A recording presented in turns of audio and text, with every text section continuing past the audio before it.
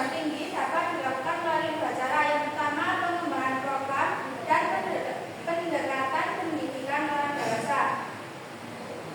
Yang pertama, pengembangan pendidikan damai di perguruan tinggi dapat dilakukan secara kelembagaan melalui beberapa cara, seperti pendirian lembaga khusus untuk studi perdamaian atau case study, pembentukan program studi, pengembangan konsentrasi atau peminatan, serta penyusunan mata kuliah terkait. Berbagai pendekatan ini berkembang untuk memenuhi kebutuhan yang berbeda, namun memiliki tujuan yang sama, yaitu mengharus utamakan pendidikan damai di perguruan tinggi. Yang kedua, perguruan tinggi dalam tempat bagi mahasiswa untuk menimba ilmu dan mengembangkan keahlian sebagai peserta didik dengan tingkat kognitif dan efektif yang lebih tinggi dibandingkan siswa di tingkat dasar dan menengah.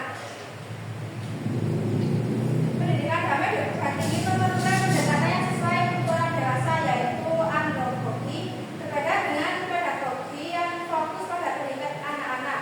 Andragogi menekankan peningkatan keterampilan, kemampuan memecahkan masalah, dan partisipasi aktif dalam pembangunan dengan tujuan memperbaiki kehidupan individu secara holistik. Selanjutnya yaitu jalur implementasi pendidikan damai di perguruan tinggi. Yang kedua yaitu penelitian. Penelitian memegang peran penting dalam pengembangan materi dan sumber belajar pendidikan damai di perguruan tinggi. Melalui penelitian, pemahaman tentang perdamaian dan konflik berkembang, dan dosen dapat terlibat dalam berbagai skema penelitian seperti reguler, kompetitif, atau kolaboratif internasional. Penelitian tentang konflik dan perdamaian menjadi dasar bagi pendidikan damai yang bertujuan untuk mengkaji fenomena kekerasan dan konflik. Yang ketiga, pengabdian masyarakat. Pengabdian masyarakat adalah pintu bagi sivitas akademika untuk terlibat langsung dalam pengembangan masyarakat.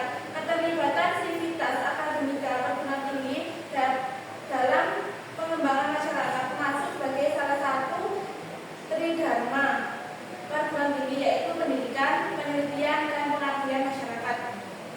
Dan selanjutnya yaitu hasil wawancara di MTS 11 Salam.